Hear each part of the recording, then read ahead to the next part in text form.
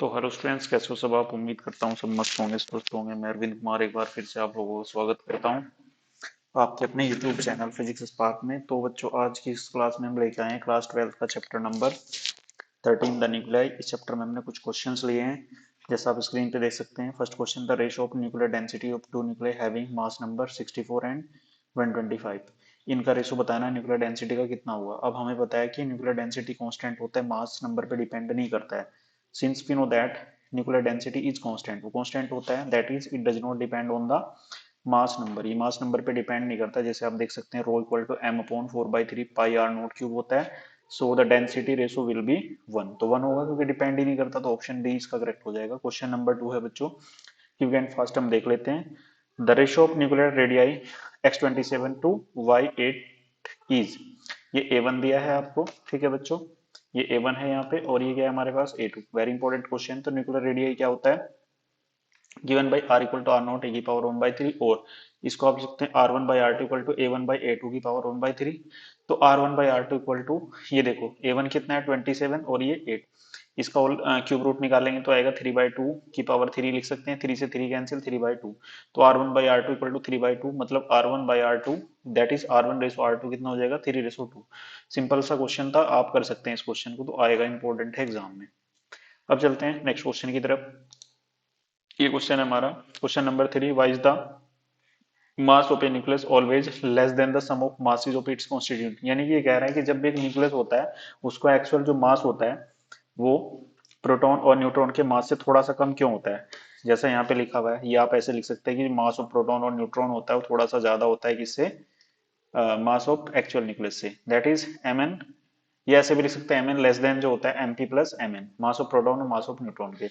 As we know that a nucleus is consisting by proton and a neutron, so during the formation of a nucleus energy liberate, ठीक है, in the form of mass due to which the actual mass of nucleus is less than the mass of its constituent, ठीक है। This term is defined as mass defect in the physics which is delta M equal to Z M P plus A minus Z M N minus M N, ठीक है बच्चों।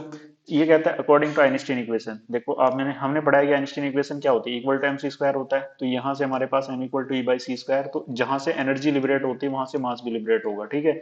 तो इसके according ये liberate हो रहा है तो मास भी लिबरेट होगा। इस वजह से क्या होता है, तो हल्का सा मास उसका कम हो जाता है क्योंकि वो एनर्जी की फॉर्म में बाहर निकल जाता है। Z atomic number mass of proton, A mass number, Z atomic number, M N mass of neutron, और ये M N mass of actual nucleus होता है। नेक्स्ट हम बात करते हैं, so that the density of nucleus is independent of the mass number. ये question हम ऑलरेडी करा भी चुके हैं। आपको पता है रो इक्वल टू होता है एम अपॉन वी, ठीक है। इसको आप मास नंबर से मल्टीप्लाई कर दीजिए, आ जाएगा कितना 4/3 पाई आर क्यूब, और एम ए अपॉन आर की वैल्यू ये होती है आर नोट ए की पावर 1/3। तो आप यहाँ से आर नोट ए की पावर 1/3 की पावर 3 हो जाएगा। तो आप इसको सॉल्व करेंगे, ठीक है बच्चों। 4/3 पाई आर नोट क्यूब ए की पावर 1/3 और 3 से 3 कैंसिल, तो ये आएगा M A upon 4/3 pi are naught cube, और ए से ए कैंसिल हो जाएगा। तो यहाँ से रो की वैल्यू आएगी M upon 4/3 pi are naught cube, which is constant number, एक कॉन्स्टेंट नंबर होता है, ठीक है। या आप इसको ऐसे लिख सकते हैं which is independent of the mass number, ठीक है, ऐसे इसको लिखा जा सकता है। नेक्स्ट क्वेश्चन हमारा, right 3 characteristic properties of the nuclear forces. क्या क्या होती है, सबसे पहले चार्ज इंडिपेंडेंट होते हैं, ठीक है। दूसरा, acts in the small range. तीसरा, नॉन सेंट्रल होते हैं। Fourth, strongest force in nature, और अट्रैक्टिव और रिपल्सिव, और डिस्कवर्ड बाई किसके द्वारा, युकावा के द्वारा। देखो भाई, प्रोटॉन न्यूट्रॉन आपस में रिपल्सन होता है। अगर ये चार्ज पे डिपेंड ना करते, मतलब चार्ज डिपेंडेंट होते हैं, तो इन रिपल्सन की वजह से बन ही ना पाता है, तो इंडिपेंडेंट होते हैं। दूसरा, नॉन सेंट्रल होते हैं, यानी कि 1/r² लॉ को फॉलो नहीं करते हैं, ठीक है, इस तरीके से होता है। नेक्स्ट क्वेश्चन है हमारा, differentiate between nuclear fusion and fusion, दोनों में क्या डिफरेंस होता है। न्यूक्लियर फ्यूजन का मतलब होता है टूटना, ठीक है। फ्यूजन का मतलब क्या होता है, टूटना, ब्रेक होना। तो यहाँ से when a heavy nucleus is split into two or more than two lighter nuclei of the comparable mass, then this phenomena is called nuclear fission। इसको हम न्यूक्लियर फिजन कहते हैं। ये हैवी न्यूक्लियस है, न्यूट्रॉन्स का इसमें बम्बार्डमेंट कराया गया, तो यहाँ से एक अनस्टेबल न्यूक्लियस बनता है, इससे दो छोटे छोटे न्यूक्लियर और निकलते हैं, और ये छोटे छोटे डॉटर न्यूक्लियर के अंदर स्प्लिट हो जाता है। फॉर एग्जाम्पल, हमारे पास यूरेनियम 92 235 है, तो इसमें अगर हम न्यूट्रॉन्स की बम्बार्डमेंट कराएंगे तो यहाँ से बनेगा यूरेनियम 92 236 अनस्टेबल न्यूक्लियाई। तो ये आ जाएगा, जब इसको ब्रेक करेंगे 92 टू 36 को, ठीक है। तो ये barium 56 141 plus krypton 36 92 plus 3 neutrons plus Q, ठीक है। एटॉम बम इसका एग्जांपल होता है, ठीक है। ये इसका इक्वेशन, एनर्जी यहाँ से लिबरेट हो रही है। न्यूक्लियर फ्यूजन, फ्यूजन का मतलब होता है जुड़ना आपस में। when two or more than two light and nuclei combines to form a heavy nucleus, then this phenomena is called nuclear fusion. इसमें 1s2 plus 1s2 equal to 2he3 plus neutron 3.2 MeV, ये एक reaction बनती है इस पे जो at the sun surface होती है ना। हाइड्रोजन बॉम्ब इसका एग्जांपल रहता है, ठीक है बच्चों। अब इसमें क्या क्या दे रखा है, 100 ग्राम। इसमें सेकंड पार्ट जो दिया है क्वेश्चन का, ये कह रहा है बच्चों कि हमारे पास ड्यूटेरियम अंडरगोज, ठीक है, fusion as per the reaction 1h2 plus 1h2 equal to 2he3 plus 0 n1 plus 3.27 MeV. Find the duration for which an electric bulb of 500 watt can be kept glowing by the fusion of 100 gram of deuterium. ये कह रहा है कि अगर हम 500 vote का एक bulb जो है 100 ग्राम ड्यूटेरियम से जलाएं, वो कितने दिन तक जल सकता है। तो उसके लिए देखो आपको क्या क्या दिया है इन्होंने, गिवन दैट मास है कितना 100 ग्राम, power 500 watt, here 2 neutrons, nuclei produce 3.2 MeV energy. तो मिलियन इलेक्ट्रॉन वोल्ट को कन्वर्ट करेंगे जूल में। मिलियन का मतलब 10 की पावर 6 होता है, ये लगा दिया मैंने। और इलेक्ट्रॉन वोल्ट को जूल में कन्वर्ट करते हैं तो इलेक्ट्रॉन के चार्ज से मल्टीप्लाई किया जाता है, दैट इज 1.6 10 की पावर -19। दोनों का मल्टीप्लाई करेंगे आपके पास ये आ जाएगा 5.232 इंटू 10 की पावर -13 जूल, ठीक है। 2 न्यूक्लियाई है ना, ठीक है। एनर्जी पर न्यूक्लियाई, क्योंकि ये 2 न्यूक्लियाई हैं तो एक की कितनी होगी, डिवाइडेड बाई 2, तो एक की आ जाएगी। नंबर ऑफ ड्यूटन एटम्स, ठीक है, ड्यूटेरियम एटम्स जो है 100 ग्राम में कितने हो जाएंगे, एवोगैड्रो नंबर 6.023 इंटू 10 की पावर 23, 100/2, ठीक है। यहां से इसको सॉल्व कर दीजिए, आपके पास कितना आएगा 3.011 10 की पावर 25 एटम्स, ठीक है। अब total energy number of atoms into जो एनर्जी आई थी उसकी, तो दोनों को मल्टीप्लाई करेंगे, ये आ जाएगा।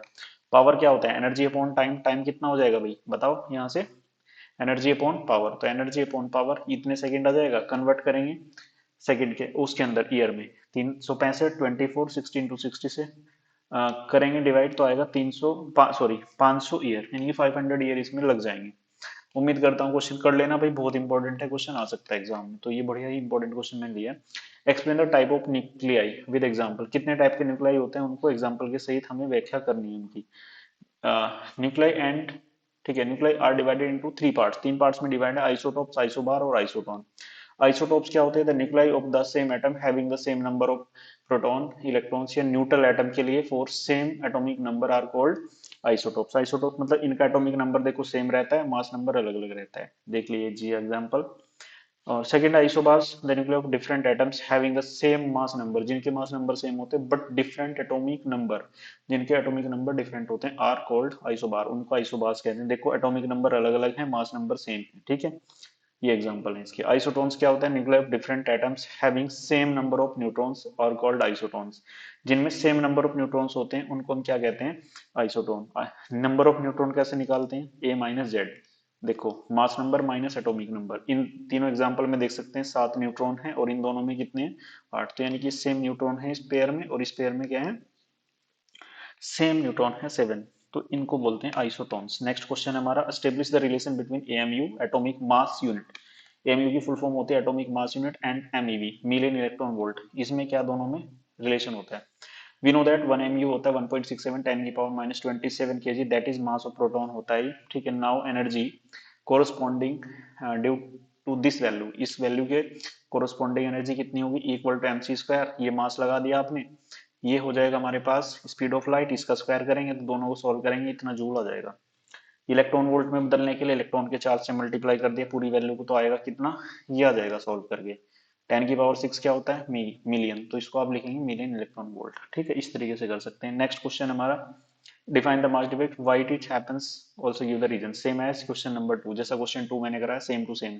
मास डिफेक्ट क्या होता है, actual mass of a nucleus less than the mass of constituent, ठीक है, of the nucleus, this difference in mass is known as mass defect. भाई ये मैंने पहले बता दिया कि अगर हमारे पास एक न्यूक्लियस फॉर्म हो रहा है तो उस न्यूक्लियस के फॉर्म होने में कुछ एनर्जी लिबरेट हो रही है, वो एनर्जी लिबरेट होने के कारण उसका जो मास है वो भी थोड़ा सा लिबरेट हो जाता है, जिस वजह से क्या होता है, उसका मास थोड़ा सा कम हो जाता है, यही हमने लिखा है रीजन। इक्वल टू क्या होता है बच्चों, mc² होता है, m=e/c² होता है, if energy liberate then mass also liberate, ये बात इसमें बताई गई। यहाँ से देखो एनर्जी निकल रही है, एनर्जी निकलने के साथ साथ मास भी यहाँ से निकल रहा है, ठीक है, ऐसे इसको हम कह सकते हैं। नेक्स्ट लास्ट क्वेश्चन है हमारा, Draw a graph showing the variation of binding energy per nucleon with mass number of different nuclei. Write down any two salient features of the curve. Bind ये इंपॉर्टेंट है graph, तो एक graph हमें बनाना है और उसका जो है वो दो सेलेक्ट फीचर भी लिखने हैं। तो ये देखो इधर बाइंडिंग एनर्जी है वाई एक्सिस पे जो दे रखा है इन्होंने यहाँ पे ये वाला, और इधर क्या है मास नंबर है।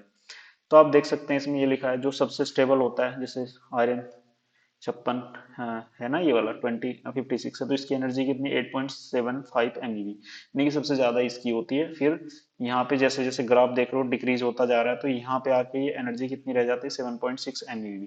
तो आयरन की सबसे ज्यादा होती है बाइंडिंग एनर्जी पर न्यूक्लियन, इस वजह से नेचर के अंदर सबसे ज्यादा स्टेबल होता है। ठीक है, तो कहने का मतलब ये जिस न्यूक्लियस की बाइंडिंग एनर्जी पर न्यूक्लियन जितनी ज्यादा होगी वो उतना ही ज्यादा स्टेबल होगा, और जिसकी जितनी कम होगी उतना ही अनस्टेबल रहेगा। ठीक है, तो वही बात अब चलते हैं इसमें। पहला पॉइंट है ना, the binding energy per nucleon is practically constant. ठीक है, प्रैक्टिकली वो कांस्टेंट होती है, practically independent of atomic number, atomic number पे वो डिपेंड नहीं करती। फॉर मिडिल न्यूक्लियाई जैसे ए ग्रेटर देन 30 और less than 170, the curve has maximum value at 8.72 MeV for A equal to 56, 56 पे आपको इतनी वैल्यू इसकी मिल रही है, and has a value 7.6 MeV for 238, वो अभी मैंने ऊपर ग्राफ में बता दिया है। आयरन के लिए ये मिल रहा है, और भाई 238 यूरेनियम के लिए ये मिल रहा है। ठीक है, अब ABN is lower for both lighter nuclei, जो लाइटर न्यूक्लियाई होते हैं और जो ज्यादा हैवी न्यूक्लियस होते हैं उनके लिए क्या होता है बाइंडिंग एनर्जी कम होती है, लाइटर न्यूक्लियाई की भी कम होती है, और जो ज्यादा हैवी होते हैं मास नंबर 170 से ज्यादा के, उनकी भी जो बाइंडिंग एनर्जी पर न्यूक्लियन होती है वो थोड़ा कम होती है। तो उम्मीद करता हूँ बच्चों आज का लेक्चर आपको समझ में आएगा, तो सारे क्वेश्चन अच्छे से पढ़ लेना, ये बहुत इंपॉर्टेंट क्वेश्चन है बच्चों, तो यहाँ से क्वेश्चन मिल सकता है। तो उम्मीद करता हूँ आज का लेक्चर बच्चों आपको समझ में आया होगा। तो आज के लेक्चर के लिए आप लोगों का बहुत बहुत थैंक यू। तो